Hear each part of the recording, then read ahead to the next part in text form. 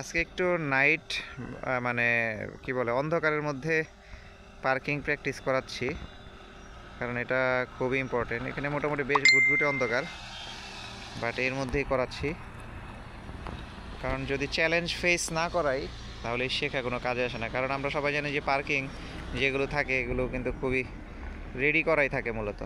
তো এখানে যেই আসলে অন্ধকারে দেখাও যাচ্ছে না, একটু ব্রাইটনেস বাড়ালে দেখাও যাচ্ছে না। এখানে সে শুধুমাত্র গাড়িটার যে টেল লাইটের যেই হেডলাইট মানে টেল লাইটের যে অপশনটা থাকে বা আলোটা থাকে, এটার মাধ্যমে সে ট্রাই করতেছে। এই যে এইখানে যে আলোটা দেখতে পাচ্ছি, আমরা এই আলোটার মধ্যে শুধুমাত্র আমরা প্র্যাকটিস করানোর চেষ্টা করতেছি আর কি। তো সাধারণত বাসা বাড়িতে বা যে পার্কিংগুলো থাকে এগুলোতে তেমন একটা কোনো চ্যালেঞ্জ থাকে না, কারণ সেগুলো রোড মার্ক করা থাকে। সাবাস, নাইস। অন দ্য লাইনে আসছে, সোজা হয়েছে কিনা আমি একটু ভেরিফাই করি। গাড়িটা অবশ্যই সোজা হতে হবে পার্কিংয়ের ক্ষেত্রে। হ্যাঁ, লেফট সাইডে যেহেতু আমরা পার্কিং করাচ্ছি, তো লেফট সাইডটা একিউরেসি বেশ ভালো। আপনি আবার ট্রাই করেন। তো এই হচ্ছে প্লেস, এই যে আলো যেটা দেখা যাচ্ছে আপনারা, যে এখন তো আলো চলেই গেল, এই আলোটুকুর মধ্যেই মূলত সে ট্রাই করছে আর কি। তো আমার ড্রাইভিং সেশনগুলো আসলে খুব শর্ট টাইমের হয়, বাট এখানে বেশ চ্যালেঞ্জ থাকে। তো যারা মোটামুটি একটু ধৈর্যশীল, আসলেই শেখার ইচ্ছা আছে ড্রাইভিং অল্প সময়ের মধ্যে, তাদের জন্য মনে হয় কিছু একটা করা যায়, বা আমি হয়তো বা করতে পারি আর কি, আমার কাছে ফিল হয়।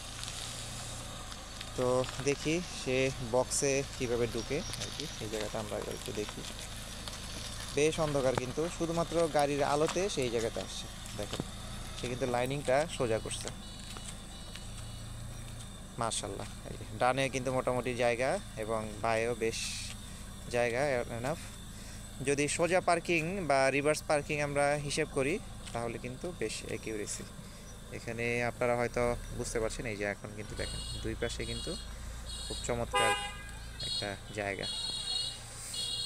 তো আমরা আর কয়েকটা সেশন করব, আজকে আমাদের 5th ডে। ইনশাল্লাহ আগামীকালকে আমাদের লাস্ট ফাইনাল মক টেস্টটা ওনার হয়ে যাবে।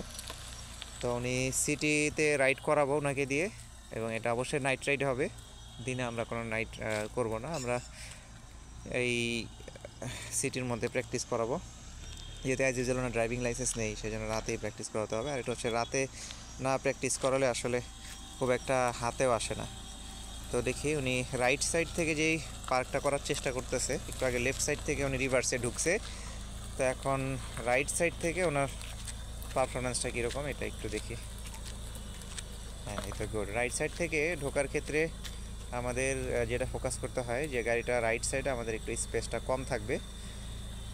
তো মোটামুটি অনেকটা ঠিক আছে, আমি 100% বলবো না, আমি 80% বলবো যে অ্যাকিউরেসি ছিল। তবে এটা অবশ্যই যত প্র্যাকটিস করবে ততই সে শিখতে পারবে। কি পাখি ডাকাডাকি করে!